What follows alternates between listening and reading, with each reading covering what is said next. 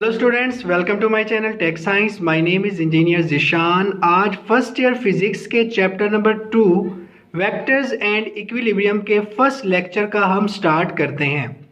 पहली बात तो वेक्टर्स और इक्विलिब्रियम को समझने से पहले तो हमें ब्रीफ अंडरस्टैंडिंग होनी चाहिए वेक्टर्स के बारे में।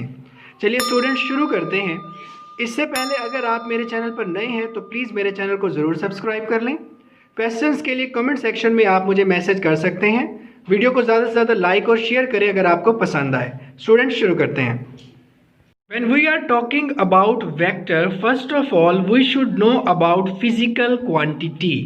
What is physical quantity? एक क्वेश्चन हमारे पास अराइज होता है। तो फिजिकल क्वांटिटी हमारे पास एक ऐसी क्वांटिटी है जिसके अंदर दो क्वालिटीज़ हमारे पास हों। फर्स्ट ऑफ ऑल तो ये हमारे पास फिजिक्स का फाउंडेशन बनाए। फिजिक्स का फाउंडेशन किस पर रेस्ट करता है? फिजिकल क्वांटिटीज़ पर रेस्ट करता है। दूसरी बात, मेजरेबल हो, हम इनकी मेजरमेंट भी क्या कर सकते हो? ले सकते हो। और तीसरे नंबर पर मेजरेबल होने के साथ जो लॉज ऑफ फिजिक्स हैं उनको भी ये क्या करे? एक्सप्रेस्ड करे। तो laws of physics can be expressed by the help of physical quantities. तो जिन क्वांटिटीज़ के अंदर ये तीन बातें हों वो फिजिकल क्वांटिटीज़ कहलाती हैं। फर्स्ट ऑफ ऑल फिजिक्स का फाउंडेशन बनाए, दूसरी बात मेजरेबल हो, और तीसरी बात लॉज ऑफ फिजिक्स भी एक्सप्रेसिव हों। किन की मदद से? फिजिकल क्वांटिटीज़ की मदद से। अब क्वेश्चन अराइज होता है कि what is vector and what is scalar. मैं एक फ्लो चार्ट की मदद से आपको इसको समझाने की कोशिश करता हूँ। स्टूडेंट्स, फर्स्ट ऑफ ऑल हमारे पास जो चीज़ है वो है वेक्टर। दूसरे नंबर पर हमारे पास जो चीज़ है वो है scalar. Both vectors and scalar are physical quantities. Scalar और वेक्टर्स दोनों कैसी चीज़ें हैं? फिजिकल क्वांटिटीज हैं। अब अगर हमारे पास वेक्टर की बात है तो इसको डिफाइन करने के लिए मुझे दो चीज़ों की ज़रूरत होगी। फर्स्ट पॉइंट पर मुझे इसको डिफाइन करने के लिए ज़रूरत होगा मैग्नीट्यूड,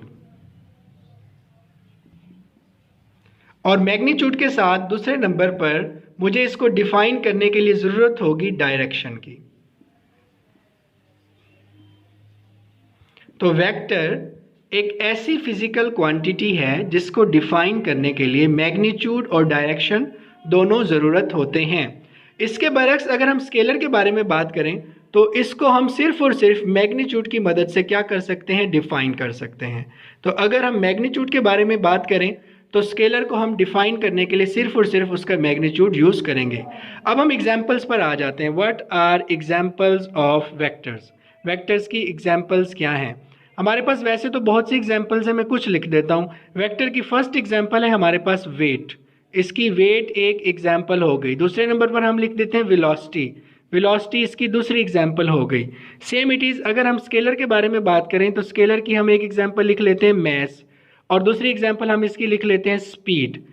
ये हमारे पास स्पीड का जो रिलेशन है वो क्या है? स्केलर क्वांटिटी है। तो वेक्टर और स्केलर के लिए सिंपल सी बात कि दोनों फिजिकल क्वांटिटीज़ हैं। हमारे पास वेक्टर को डिफाइन करने के लिए मैग्नीट्यूड, डायरेक्शन दोनों की ज़रूरत होती है, लेकिन स्केलर के लिए सिर्फ और सिर्फ हमें मैग्नीट्यूड की ज़रूरत होती है। इसके अंदर एग्जांपल्स में वेट और वेलोसिटी है, इसके अंदर हमारे पास मैस और स्पीड है। नेक्स्ट हम चलते हैं कि वेक्टर को हम रिप्रेजेंट कैसे कर सकते हैं, इसके रिप्रेजेंटेशन के मेथड्स कौन कौन से हैं। Next is representation of a vector. Vector को जब भी हम रिप्रेजेंट करते हैं तो इसकी रिप्रेजेंटेशन के दो मेथड हैं। फर्स्ट मेथड है सिंबॉलिक। हम वेक्टर को रिप्रेजेंट कर सकते हैं बाय सिंबॉलिक मीन्स। सिंबल्स की मदद से हम उसको रिप्रेजेंट करेंगे। अब सिंबल्स कौन से होंगे? इंग्लिश लेटर्स हो सकते हैं। हमने पहला लेटर ले लिया है ए, दूसरा लेटर हम ले लेते हैं बी, तीसरा लेटर ले लेते हैं हम सी, चौथा लेटर ले लेते हैं हम डी। अब आप एक बात पर गौर करें, ये लेटर्स कैपिटल भी हो सकते हैं, स्मॉलर भी हो सकते हैं।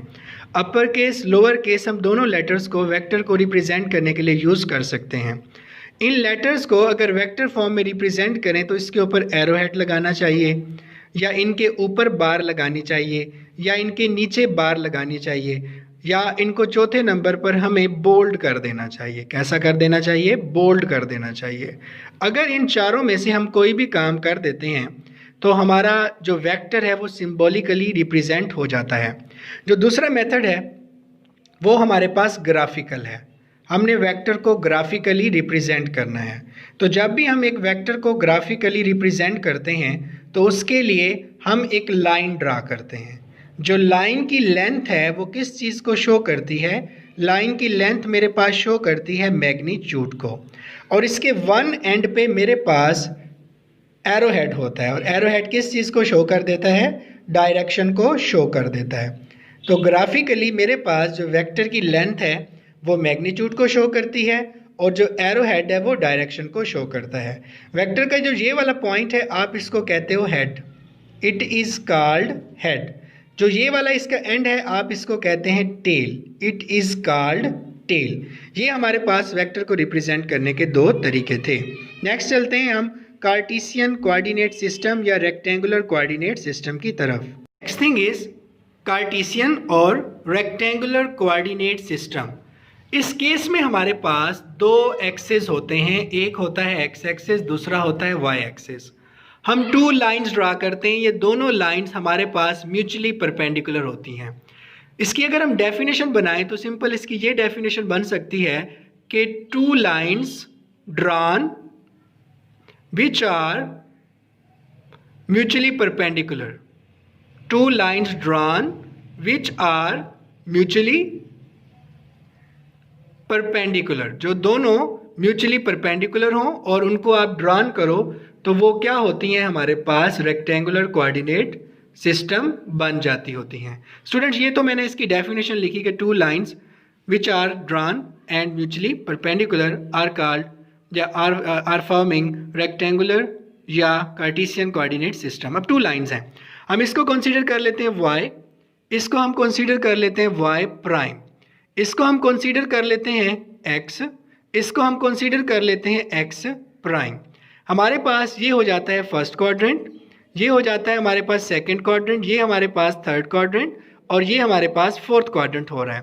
जब भी हम रोटेट करवाएंगे anti clockwise, anti clockwise rotation के केस में जो हमारा एंगल होगा वो कैसा बनेगा? पॉजिटिव। और जब भी हमारी रोटेशन क्लॉकवाइज होगी तो क्लॉकवाइज के केस में जो एंगल है वो कैसे बनेगा? हमारे पास नेगेटिव बनेगा। तो एंटी क्लॉकवाइज रोटेशन पॉजिटिव और क्लॉकवाइज रोटेशन जो है हमारे पास वो क्या हो जाएगी? नेगेटिव हो जाएगी। तो टू लाइंस को हमने ड्रा करना है जो कि म्यूचुअली परपेंडिकुलर हों और इस पॉइंट पर वो एक दूसरे के साथ क्या करें? इंटरसेक्ट करें। जिस पॉइंट पर इंटरसेक्शन होती है उस पॉइंट को हम क्या कहते हैं? उस पॉइंट को हम कहते हैं इट इज़ कॉल्ड ओरिजिन। वो पॉइंट जहाँ पर हमारे पास दो म्यूचुअली परपेंडिकुलर एक्सिस की इंटरसेक्शन होती है आप उसको ओरिजिन कहते हैं। अब ओरिजिन का आपको बेसिक कॉन्सेप्ट आ गया होगा, रेक्टेंगुलर या कोऑर्डिनेट सिस्टम का, रेक्टेंगुलर कोऑर्डिनेट सिस्टम का कॉन्सेप्ट भी आपके पास आ गया होगा। अब हम चलते हैं कि अगर हम स्पेस के अंदर कुछ कर रहे हों, स्पेस के अंदर हम चीज़ों को रिप्रेजेंट कर रहे हों, तो हमारे पास जो एंगल हो जाता है वो 3 डायमेंशनल हो जाता है। और 3 डायमेंशनल चीज़ों को रिप्रेजेंट करने के लिए हम 3 एक्सिस ड्रा करते हैं। First of all X axis, second is Y axis and third is Z axis. जिन तीनों एक्सिस को एक दूसरे के साथ 90 का एंगल बनाना चाहिए। It is 90 degree, it is also 90 degree and it is also 90 degree. ये सारे एंगल्स 90 डिग्री होते हैं तो हम कहते हैं these all are mutually perpendicular to each other.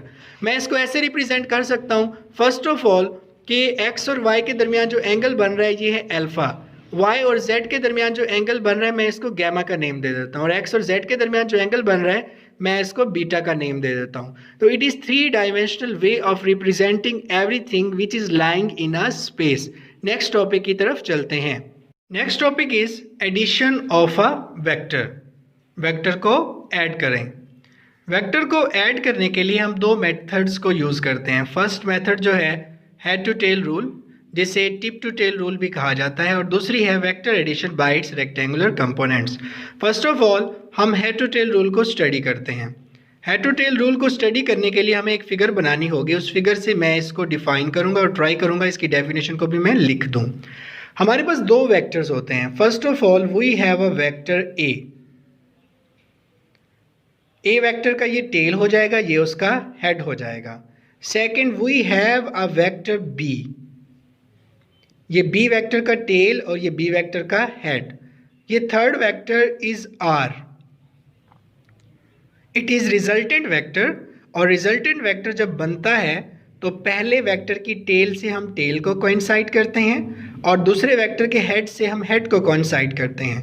तो ये रिजल्टेंट किस चीज़ के इक्वल हो जाता है? दोनों वेक्टर्स के सम के इक्वल हो जाता है। तो अगर इसकी डेफिनेशन बनाएं तो इसकी डेफिनेशन यूँ बन जाएगी, head of first vector coincide with tail of second vector and resultant is obtained by joining tail with tail of first vector and head with head of second vector। दोबारा repeat करता हूँ, and resultant is obtained by coinciding tail with tail of first vector and head with head of second vector। it is called head to tail rule। मैं इस सारे को definition point of view से लिखता हूँ कि when two vectors are drawn in such a way, when two vectors are drawn in such a way, head of first vector A of vector A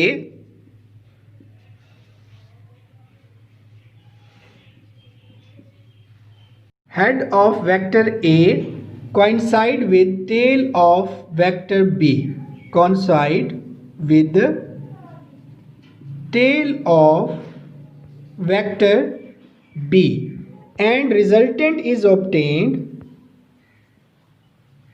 by joining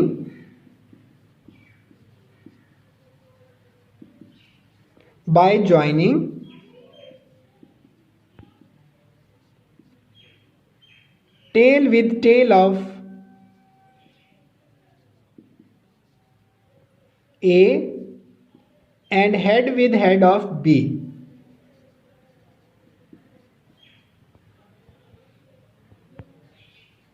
head of B, it is definition of head to tail rule। when two vectors are drawn in such a way, head of vector A coincide with tail of vector B and resultant is obtained by joining tail of A with tail of resultant and head with head of B. ये हमारे पास definition हो जाएगी किस चीज़ की? Head to tail rule की। हम इसमें क्या करेंगे, जो टेल ऑफ ए है उसको ज्वाइन करेंगे टेल ऑफ आर के साथ। तो tail of R with tail of A and head with head of B, ये हमारे पास रिजल्टेंट वेक्टर हो जाएगा। स्टूडेंट्स, ये हमारे पास हेड टू टेल रूल था। और इस दौरान हमें ये जो वेक्टर मिलता है आर, इस वेक्टर को आप कहते हो रिजल्टेंट वेक्टर। अब क्वेश्चन ये राइज होता है कि व्हाट इज रिजल्टेंट वेक्टर। अब आप देखें, ये जो रिजल्टेंट वेक्टर है इसके अंदर दोनों चीज़ें हैं। रिजल्टेंट वेक्टर में हमारे पास वेक्टर ए भी है और वेक्टर बी भी है। तो जो रिलेशन बन जाएगा वो बन जाएगा R is equal to A plus B. R is a vector having combined effect of all vectors having combined effect of all vectors। तो ऐसा वेक्टर जिसमें सारे वेक्टर्स का कंबाइंड इफेक्ट हो, आप उसको क्या कहते हो? रिजल्टेंट वेक्टर कहते हो। आप फिगर में देखें, आपने क्या ऐड किया हुआ था? R A plus B. A vector को बी के अंदर आपने ऐड किया था, तो आर क्या था? आपका resultant vector. R is equal to A plus B. तो ऐसा वेक्टर जिसमें दोनों वेक्टर्स का कंबाइंड इफेक्ट हो, आप उसको रिजल्टेंट वेक्टर कहते हैं। और हेड टू टेल में आप दो वेक्टर को ऐसे ड्रा करते हो कि ए के जो हेड है उसके साथ बी की टेल कोइंसाइड करती है, और रिजल्टेंट मिलता है जब हम उसकी टेल को ज्वाइन करते हैं वेक्टर ए की टेल के साथ और उसके हेड को ज्वाइन करते हैं हम वेक्टर बी के हेड के साथ। स्टूडेंट्स, नेक्स्ट टॉपिक की तरफ चलते हैं जो कि है हमारे पास vector subtraction. Students, next topic है vector subtraction.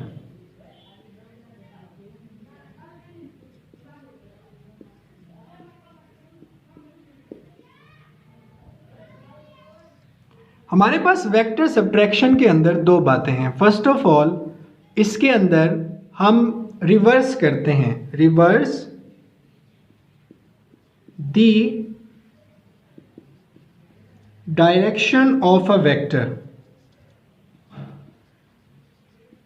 reverse the direction of a vector and add it to an other, add it to an other। हम इसको दूसरे के अंदर क्या कर देंगे, ऐड कर देंगे। तो वेक्टर सब्ट्रैक्शन सिंपल है, हमने एक वेक्टर की डायरेक्शन को रिवर्स करना है और इसको दूसरे वेक्टर के अंदर हमने ऐड कर देना है।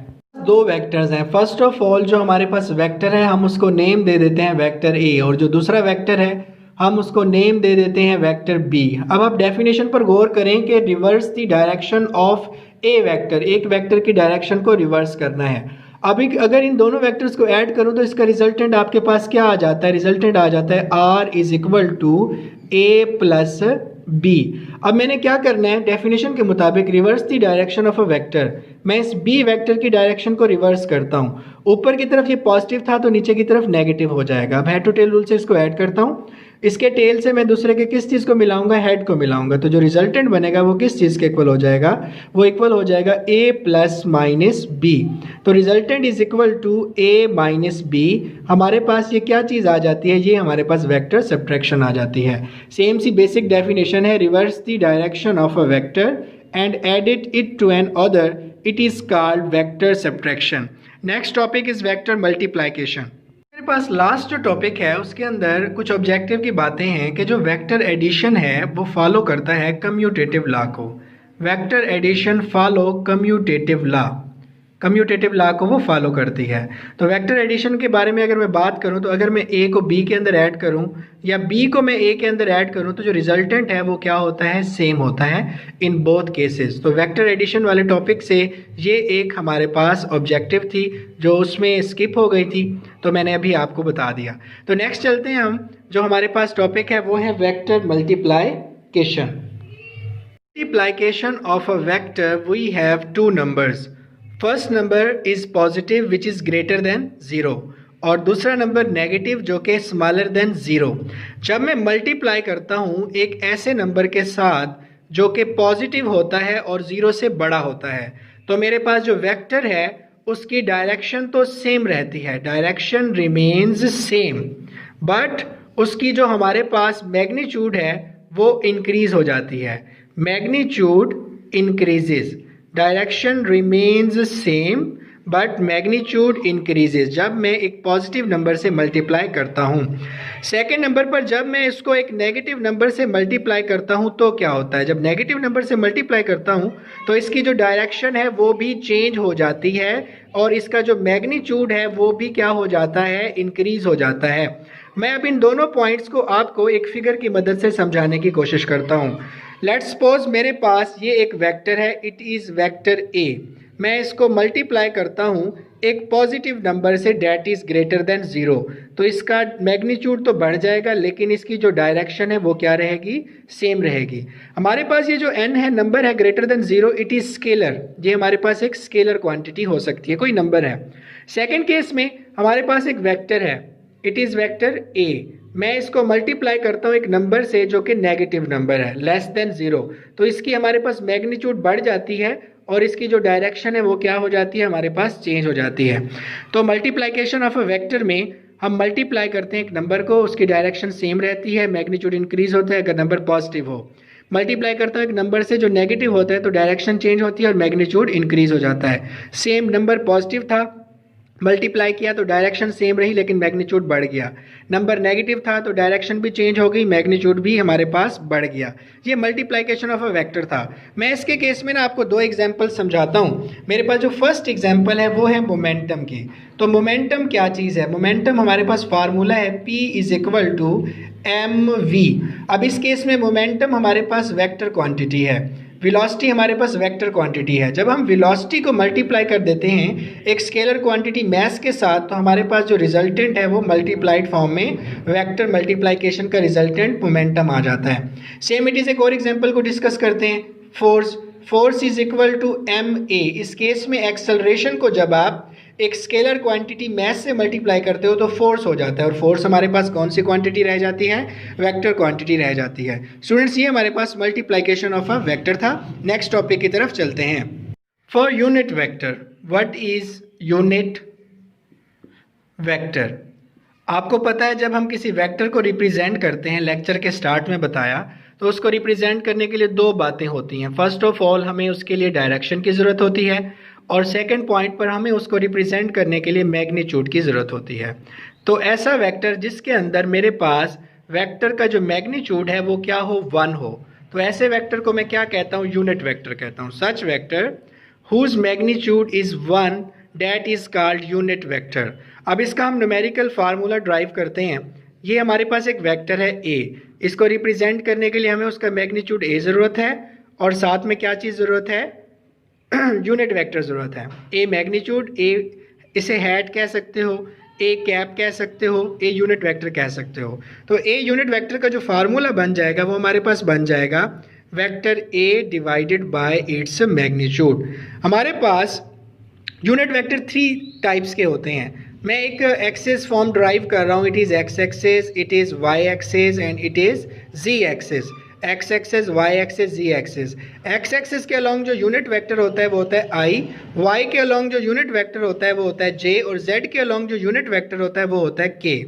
आई जे के, आई जे के, एक्स के अलॉन्ग आई, वाई के अलॉन्ग जे और जेड के अलॉन्ग के, और ये तीनों एक दूसरे के साथ म्यूचुअली परपेंडिकुलर होते हैं। That is the basic concept of unit vector.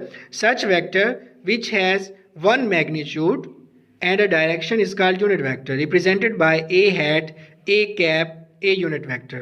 Vector has two things, magnitude and direction. तो डायरेक्शन के लिए वेक्टर को हम उसके मैग्नीट्यूड पर क्या कर देते हैं स्टूडेंट्स, डिवाइड कर देते हैं। नेक्स्ट टॉपिक हमारे पास है null vector. What is null vector? Null vector क्या चीज़ है?